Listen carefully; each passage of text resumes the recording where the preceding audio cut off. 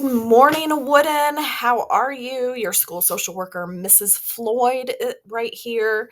So today, I want us to talk about how to study. I think you hear your teachers say, hey, don't forget to study. You have a test, you have a quiz coming up.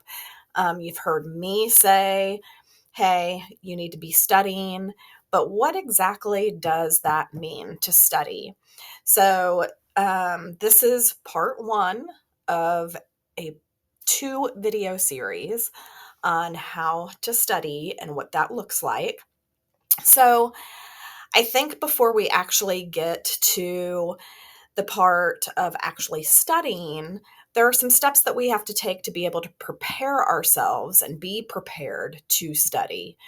And the first one is one, we need to have a designated space at home um, or at the library um, where you have a quiet space and a space that you're able to stay focused and be focused in. So you should pick some place in your house that is easy for you to focus and concentrate, and that is a clean and quiet space. The other part to preparing to study is we need to be organized. You need to know where all your materials are. You need to know where your worksheets that you've turned in and gotten back from classes. You need folders for every class. You have 6 periods here at Wooden, so you should have 6 folders.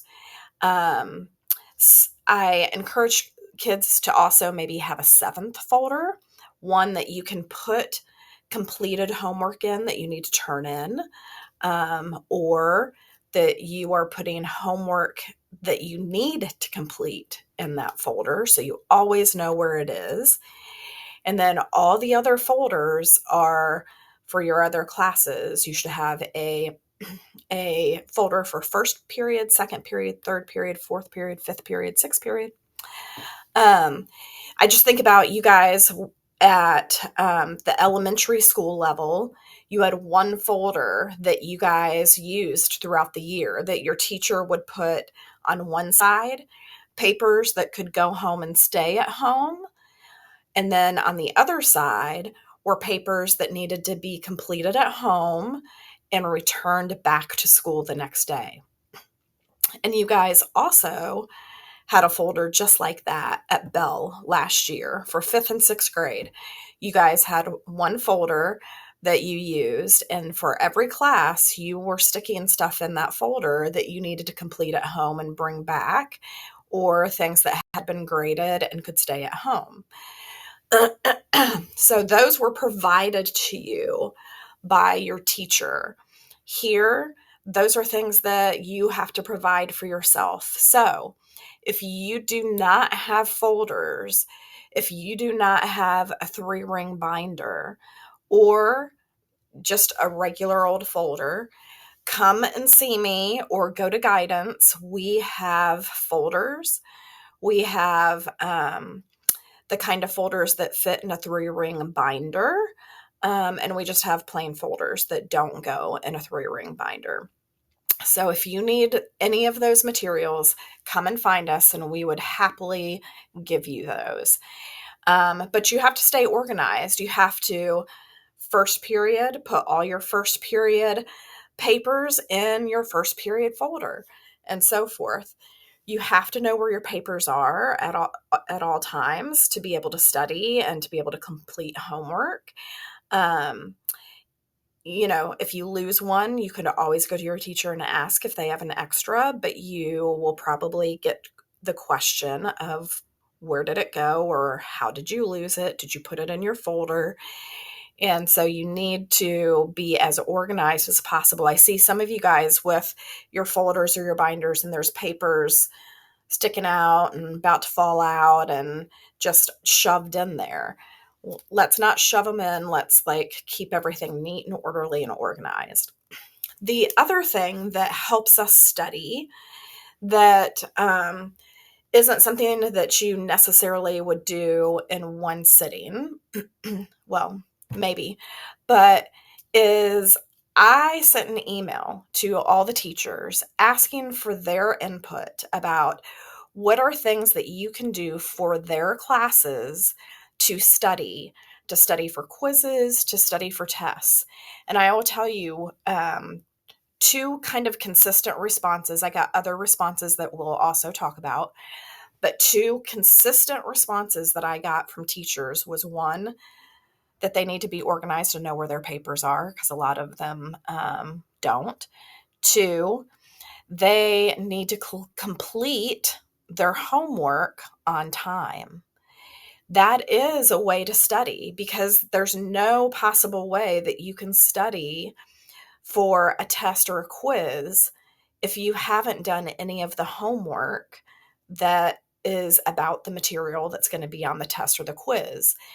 So completing your homework the day that it is assigned, whether it's completed here at school in class the day that it was assigned, or you take it home and that night you complete it and return it the next day.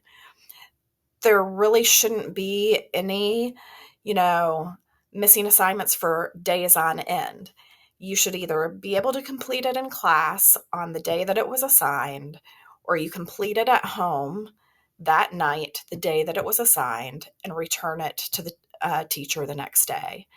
Completing your homework is a way for you to learn your material and is a great way to be able to study along the way.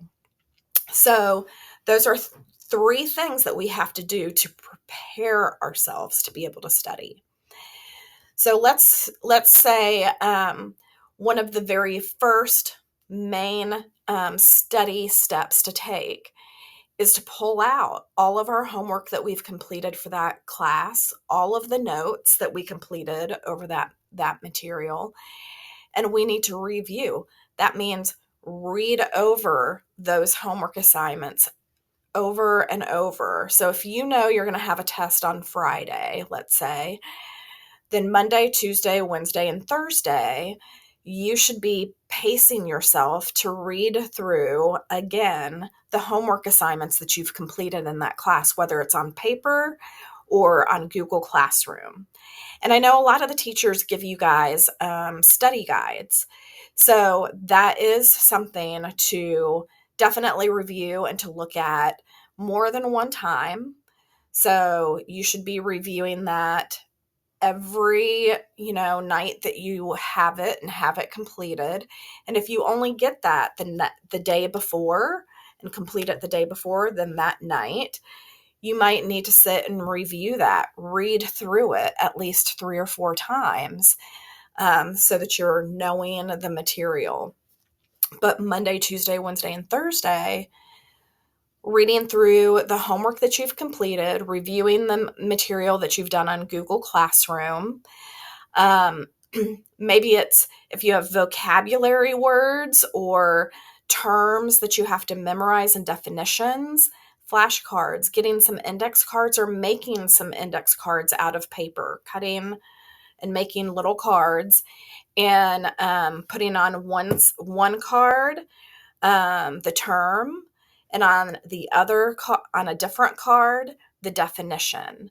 That way you can do it 2 different ways. You can practice 2 different ways. One, by looking at the word and trying to recollect what the definition is. The other is looking at the definition and trying to identify which word it is. So sometimes you might write out the definition, spread them all out, lay them all out, and then you have your other stack of just the terms, and you have to match that with whatever the definition is. That's a great way to study.